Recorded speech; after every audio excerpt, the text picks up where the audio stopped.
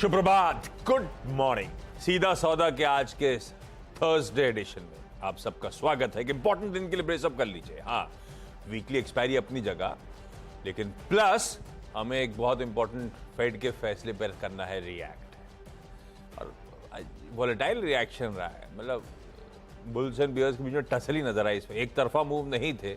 US के market subdued जरूर थे, लोअर लेवल से रिकवर कर गए। एशिया मिला जुला कामकाज कर रहा है। एजेक्स निफ्टी भी कह रहा है हम हल्के हरे निशान के साथ खुलेंगे। तो हुआ क्या, क्विकली जरा हमारा वो स्टेडियम, क्राउड, ग्राउंड, ग्रास और पिच सब दिखाई, ये आ गई एकदम सख्त वाली पिच है। यूएस तो लाल लाल सा बंद होता दिख रहा था। अच्छा, लाल दाव था, बाकी हरा आ रहा था। नीचे से वो भी रिकवर हुआ है। नीचे तो वो भी 200-250 पॉइंट रिकवर हुआ।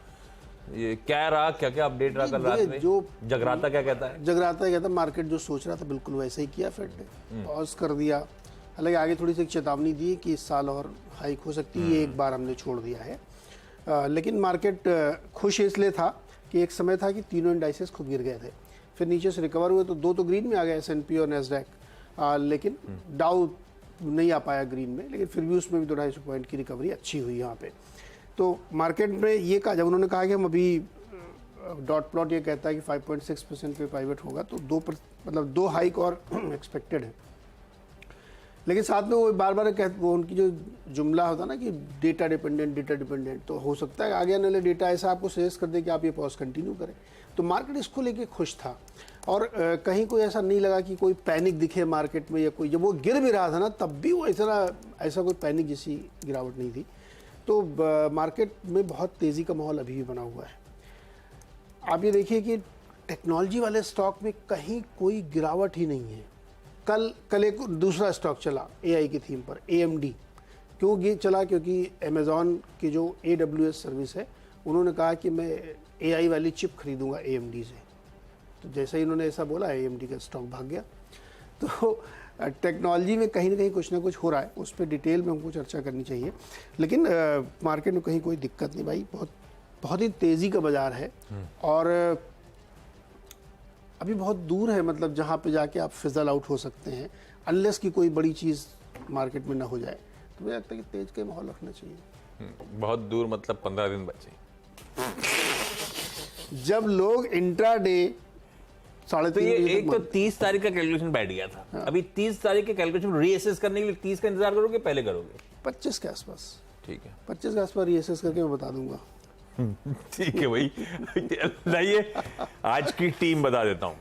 ठीक है, बाजार जैसा हो, अपन ने क्या करा है, खबरें वगैरह टटोली हैं, तो एग्जॉस्टिव स्टॉक्स से न्यूज ही कर लीजिए तैयारी। लेकिन गूगली हो गई, ऊपर के 5-6 स्टॉक हमारे रेड में है। अपने तो लपक रेड है। मैं रेड और ग्रीन देखता नहीं हूँ, भर देता हूँ, उसके बाद देखता हूँ। मैं तो जैसी खबर वैसा। हाँ, जैसी खबर वैसा। भाई पहला HCL टेक्नोलॉजीज, रख तो दिया इसको ग्रीन। ये अगला आईगा है। कल 3i इंफोटेक तक चल गया था, पता है, वो सबसे अच्छा काम कर रहा था 3i। हाँ, तो करेगा। अभी आईगा मूवमेंट ये है कि इसने, और आईगा मतलब आर्टिफिशियल इंटेलिजेंस, आईगा कंपनी ने गूगल क्लाउड के साथ मिलकर अपनी जो स्ट्रेटेजिक पार्टनरशिप है उसको एक्सपैंड करा है।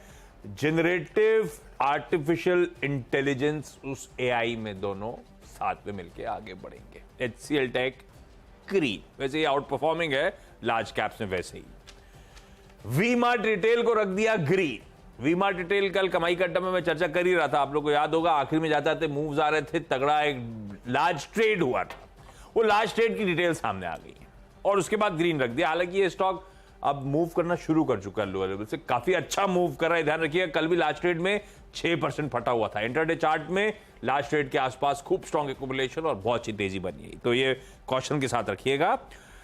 निकाला किसने माल? टी रो प्राइस इंटरनेशनल डिस्कवरी फंड ने 3,77,000 शेयर्स बेचे, पर ये पूरा लार्जली सारा चंक अमनसा होल्डिंग्स ने खरीद लिया। 3,37,000 शेयर्स अमनसा होल्डिंग की बाइंग है।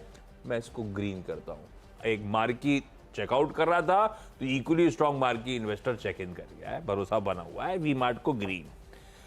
एक्सिस बैंक अब समझ में नहीं आ रहा है। Axis bank actually last rate पे रिएक्ट नहीं करेगा, बाजार के मूड पे रिएक्ट करेगा।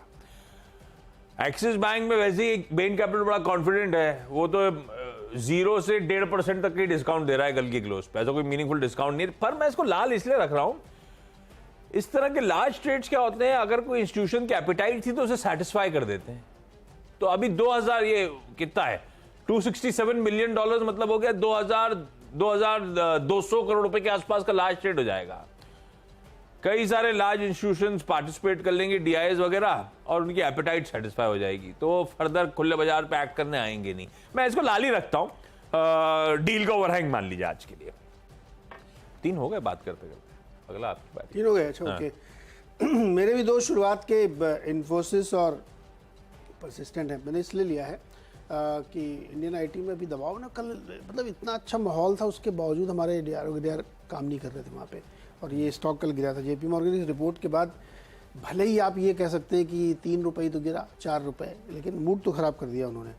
तो इस बुल मार्केट में भी हमारे आईटी वाले स्टॉक, अच्छा हम लगा देना इसमें, इसको इन्फोसिस एआई अगर हम बोलना शुरू कर दे तो क्या चलेगा? ये बोल देने में क्या जाता है। लेकिन नहीं चल रहा है। परसिस्टेंट में भी कल डाउनग्रेड था, उसके बाद स्टॉक गिरा, और मुझे लगता है कि ये दबाव अभी भी रहेगा, अक्रॉस आईटी रहेगा। उसका रीज़न ये है कि बहुत उम्मीद थी कि इंटरेस्ट रेट में कमी का अंदाज़ा देगा फेड, जिससे कि सेकंड थर्ड क्वार्टर में जाकर के इम्प्रूवमेंट दिखेगा, लेकिन अभी वो संभावना नहीं लग रही। तो ये जेपी मॉर्गन की बात बिल्कुल सही है कि अभी ये 2023 में वहाँ स्पेंडिंग नहीं होगी आईटी की उतनी, जिससे कि हमारी आईटी कंपनीज को फायदा हो, इसलिए ये 2 रेड में रखी है। तीसरा मेरा आईसीआईसी बैंक रेड है, इसका भी एडीआर डाउन था। बैंक सेक्टर चलना चाहिए, लेकिन बैंक सेक्टर अभी चल नहीं रहा है, तो मैंने इसको रेड में रख दिया है। इनका एडीआर डाउन था, इस वजह से 3 मेरे हो गए। अच्छा, एचडीएफसी बैंक को रेड रखा है। अब ये है तो नेटवर्क सूत्रों के हवाले से खबर, कंफर्मेशन नहीं है, पर अगर ऐसा करने वाले हैं तो एक ओवरहैंग है। एचडीएफसी बैंक रेड इसीलिए कि ध्यान रखें, एचडीएफसी बैंक, एचडीएफसी लिमिटेड के हम मेगा मर्जर की अमेलगमेशन की तैयारी कर रहे हैं।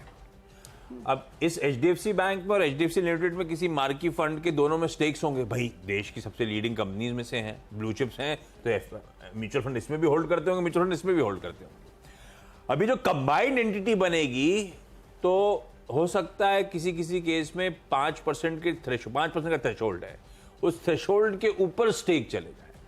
तो इससे पहले खबर आ रही थी कि रिलीफ देने की तैयारी हो गई है उस थ्रेशोल्ड पे, अलाउ कर देंगे। हाँ, अलाउ कर देंगे। अब ये कल अपडेट आ रहा है कि सेबी इसके फेवर में नहीं है। ज्यादा से ज्यादा सेबी शायद 1 महीने का समय दे दे ताकि आप अपने पोर्टफोलियोज को रीएडजस्ट कर लें, उतना ही रिलैक्सेशन होगा। इसके बियॉन्ड कोई रिलैक्सेशन देने की ऐसी कोई तैयारी नहीं है। सेबी नॉर्म्स कैप करते हैं किसी भी स्कीम का एक्सपोजर एक कंपनी में 10% पे। वैसे कैलकुलेशन कहता है कि बहुत ज्यादा फंड ऐसे नहीं होंगे जो मर्ज एंटिटी के, फिर भी एक सेंटिमेंट ओवरहैंग के तौर पे मैं चल रहा हूं, बस। अदरवाइज कोई रीजन नहीं है इसमें दबाव का।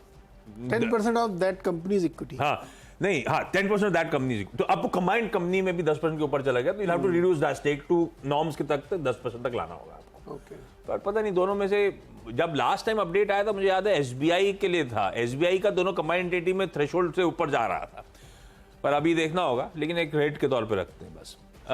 केफिन टेक्नोलॉजी या केएफआईएन टेक्नोलॉजी जो भी कहते हो आप, वैसे भी कुछ कर नहीं रहा है ये स्टॉक। इनने एक डीपी की एप्लीकेशन दी थी, डिपॉजिटरी पार्टिसिपेंट की, एनएसडीएल को, नेशनल सिक्योरिटी डिपॉजिटरी लिमिटेड को। वो एप्लीकेशन विड्रॉ कर ली है, लाल रख दिया। सीडीएसएल लाल रख के चलता हूं भाई, इसका प्रमोटर बीएसई कल माल छोड़ गया है, और तगड़ा माल छोड़ गया है। 47 लाख शेयर्स प्लस का माल छोड़ा, और कोई बायर नहीं था। मतलब लास्ट ट्रेड में सिर्फ एक ही सामने आया, आईसीआईसीआई प्रूडेंशियल टेक्नोलॉजी फंड, उसने भी 5 लाख शेयर खरीदे तो सबने होंगे, ये अब्सॉर्ब हुआ ये पूरा लास्ट ट्रेड, लेकिन किसी ने ह्यूज चंक एक्वायर नहीं करा है जो रिपोर्ट किया जाए। तो मैंने इसको लाल रख दिया सीडीएसएल को। कल वैसे ही पिटा हुआ है, वैसे ध्यान रखिएगा। 6 निपटा दिया। डिस्क्लोजर में ये लोग ये नहीं बताते क्यों बेच रहे हैं, ये बताना चाहिए। हाँ बताना चाहिए। एक टाइम पे तो मैनेजमेंट आते थे तो बात कर लेते थे। नहीं, जो ये लोग एक्सचेंज को नोटिस भेजते होंगे ना, हमने क्यों बेचा, हमने क्यों, रीजन देने में क्या दिक्कत है? नहीं, कई लोग देते हैं जब उनको लगता है रीजन ऐसा होगा कि बाजार को खुशी करेगा तो रीजन आ जाता है, अदरवाइज मतलब ये इतना डिस्क्लोजर होना चाहिए। खैर, जो क्या कहानी और मन कर रहा है नहीं कर रहा है, अगले 3 साल तक तो नहीं बेचूंगा, कुछ नहीं कंफर्ट बेचूंगा। दे देते आप। जैसे भी बीच में एमटार वाले बेच रहे थे ना, उनका के प्रमोटर बहुत बेच रहे थे, बेचे ही चले जा रहे थे। ये सोना कोई नहीं, क्या BLW सोना के प्रमोटर ने बेचा। तब उन्होंने कहा था 2 साल तक तो इन्वेस्टर के प्रति आपकी जिम्मेदारी क्या, आप बताएं। पर सोना वालों ने भी कहा कि हम 2 साल, ये नहीं बताया अभी क्यों बेच दिया। वही मैं कह रहा हूँ, ये तो अभी बताया क्यों नहीं। आप उस कंपनी के मालिक प्रमोटर हैं, आपका इन्वेस्टर जानना चाहता क्यों बेचा आपने, बताइए आप उसको। ट्रांसपेरेंसी, इसके हमें एक समय आईटी ने और ट्रांसपेरेंसी के नए नए झंडे झाड़े थे, आजकल सब थोड़ा ठीक है, तो चलता है। हाँ, अच्छा, HDFC बैंक की इतनी लंबी कहानी आशीष ने सुनाई है, तो मैंने कहा साथ में बेचारा HDFC क्यों खड़ा रहा है। इंटेंट अगर गिरेगा तो दोनों गिरेगा, वही इसीलिए मैंने कहा तो नहीं गिरेगा तो वो भी नहीं गिरेगा, गिरेगा तो ये भी गिरेगा। एक रेशियो तय हो चुका है 25-42 का। आखिरी 2 स्टॉक जो 5वें-6वें नंबर पर, IOC और चेन्नई पेट्रोलियम। देखिए IOC 93 रुपये और कच्चे तेल में लगातार नरमी, कल भी नरमी आई क्रूड में। इस वजह से नहीं आई कि उसका फेड वेट से कोई लेना देना, ध्यान रखिएगा, उसका सीधे लेना देना। यूएस में जो इन्वेंट्री है वो डेटा बहुत रोबस्ट आया है, इस वजह से कल क्रूड फिर से गिरा। तो Indian oil corporation, BPCL, HPCL, Chennai, MRPL, इन सब के लिए बहुत अच्छी खबर है। क्रूड जितना नरम रहेगा ये बढ़ेगा। आप देखिए 93 को पार कर गया और मुझे लगता है बहुत जल्दी ये सेंचुरी मारेगा, क्योंकि डिमांड भारत की बहुत अच्छी है पेट्रोल डीजल की, और इनके लिए वो खबर है, प्राइस कम कर नहीं रहे, तो क्वेश्चन बढ़ता जा रहा है। तो इसको ध्यान में रख सकते हैं दोनों। चेन्नई पेट्रोलियम जो गिनी की सब्सिडरी है, वो तो माल बना बेच रहे हो, डिमांड की वजह से, लगता है दोनों में ध्यान रखना चाहिए।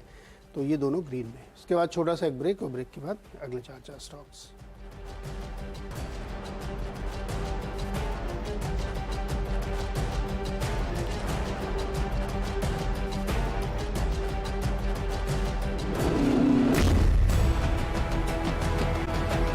स्वागत है एक बार फिर से आपका। और अगला 7वां स्टॉक DCL ने इन्फॉर्म किया है कि इनके एक कंप्रेसर में CO2 गैस लीक हो गई, ब्रेकडाउन हो गया इनका मैकेनिकल एक प्लांट में, और उसकी वजह से सोडा ऐश का जो प्रोडक्शन है वो 6 KMT गिरेगा इसी क्वार्टर में, जो अभी चालू क्वार्टर है, तो इसलिए इसको रेडी में रखा है। KRBL ने, चावल वाली कंपनी है, इन्होंने इन्फॉर्म किया कि अंजार गुजरात में इनका एक प्लांट था, वहाँ पे कमर्शियल प्रोडक्शन शुरू हो गया है, तो ये एक अच्छी खबर है KRBL के लिए।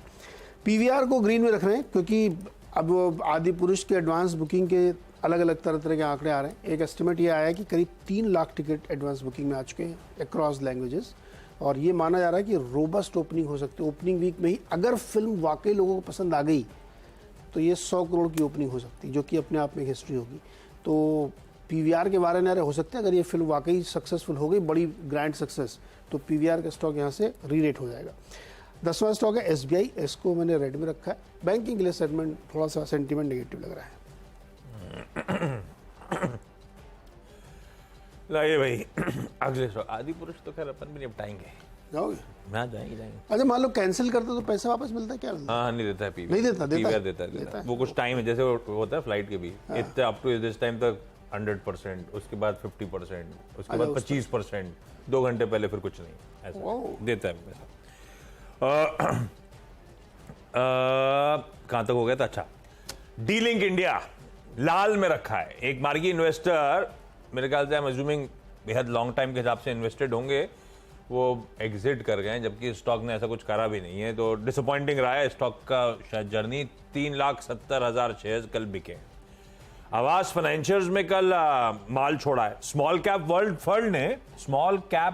फंड ने 12,85,000 शेयर्स बेच डाले इस कंपनी के, लाल करा मैंने। ओरियन प्रो सॉल्यूशंस को ग्रीन रखा है, बहुत तेजी में है भाई, ये ध्यान रखिएगा। इंडस वैली होल्डिंग्स करके उन्होंने 2 लाख शेयर्स बेचे, पर जिसने खरीदे मैं उसके साथ जा रहा हूं। मलाबार इंडिया फंड ने दरअसल 2,60,000 2,65,000 शेयर्स खरीदे। मालाबार, नालंदा, इनको बहुत क्लोजली ट्रैक किया जाता है, पर ये स्टॉक बहुत तेजी दिखा रहा है। मैं ग्रीन रखूंगा, फिर भी इसको रेड आप रखेंगे हम लोग इसको। और संगम इंडिया को इसने भी बहुत तेजी दिखाई है, ध्यान रखिएगा, कल भी बहुत तेज था, तो सिर्फ वॉच करने की जरूरत है। इसमें सतपाल खट्टर ने 9 लाख शेयर्स बेचे, वो लाजरी साराचंग, माधुरी मधुसूदन केला ने खरीदा। अब ये ध्यान रखिए, सतपाल खट्टर कौन? पब्लिक में नॉन प्रमोटर्स में 2 बड़े इन्वेस्टर्स हैं, एक केला साहब का परिवार और एक ये सतपाल खट्टर। सतपाल खट्टर ने लाजली अपना सारा चंक बेचा है, और वो पूरा का पूरा ऑलरेडी केला साहब के पास 4-5% स्टेक है इस कंपनी का, लास्ट होल्डिंग पैटर्न कहता है, उसके ऊपर कल ये 8,40,000 शेयर खरीद लिए गए। बहुत एग्रेसिव होते हुए स्टॉक को लेकर चल रहा है, लेकिन कल बहुत चल गया है। आज देखेंगे, बस ग्रीन में रखते हैं, लेकिन वॉच लिस्ट पे रखिए इसको भी। क्विकली छोटा सा ब्रेक, 10 स्टॉक्स कंप्लीट, ब्रेक के उस पर लौटेंगे तो टीम्स का एक क्विक रैप अप।